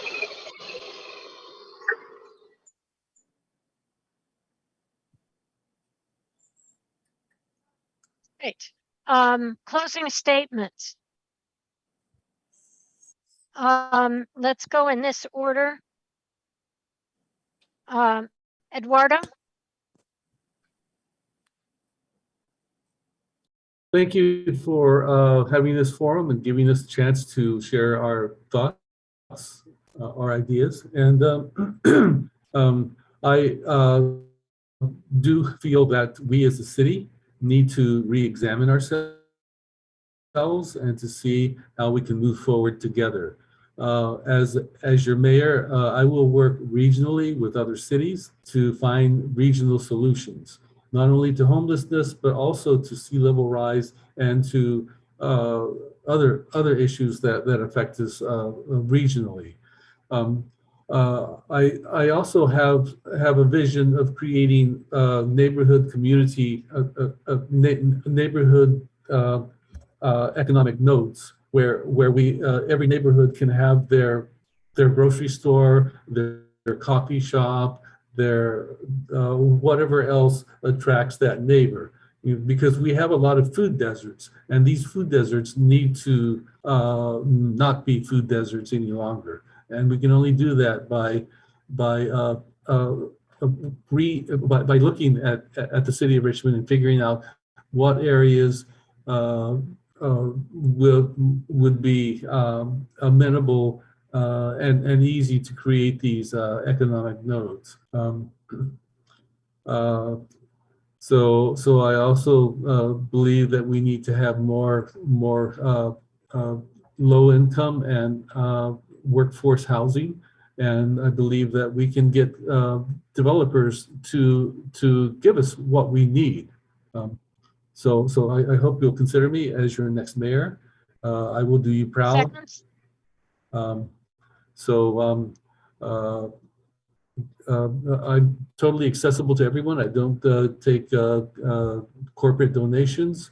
I'm funded by people like you, and anyone can contact me anytime about anything concerning the city. So I'm here for you. Thank you.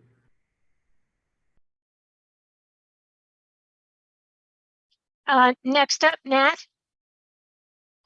Well, thank you, Marina Bay, for hosting the first of several candidates night. I wasn't born here. I came here when I was about 11 years of age. And this is the only home that I know and have appreciated.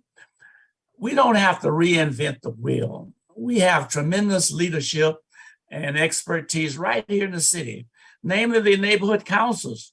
You have been tremendous in terms of your recommendations, and you're working together collectively as well as making recommendations to the city council. Unfortunately, some of the recommendations are go on deaf ears, but we have the people power to do whatever we so desire. We got the economic power, we got the businesses, and we got the leadership at the city manager's office and hopefully at the city council. It's a matter of putting it together and working collectively and in collaboration with each other. We can collectively make this city the city of pride and purpose that we've all been accustomed to. I repeat, we've got to do something about the police department. We've got to get more respect. We got to get more individuals hired so that we can feel safe in our community. I don't care where you go throughout the United States. Public safety continues to be the #1 priority and demands by the citizenry. And while we're not addressing that issue and doing something about it, I don't know. We're down to around 95 police officers when we had 195, when we were considered one of the best community police agency in the nation. Obama. 15 seconds. So you need leadership. I've been there. I know how to be a mayor.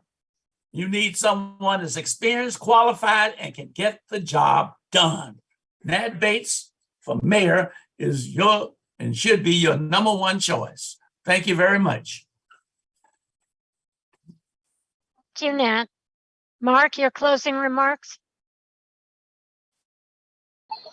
Yeah, I think the people in Richmond know where I stand. You know, I've been going in the city council fighting the RPA for the last 13 years.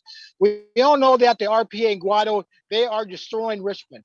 And I will never let that happen as mayor. Just like I said, I can sign executive orders bypassing the city council. I do not have to work with the city council at all.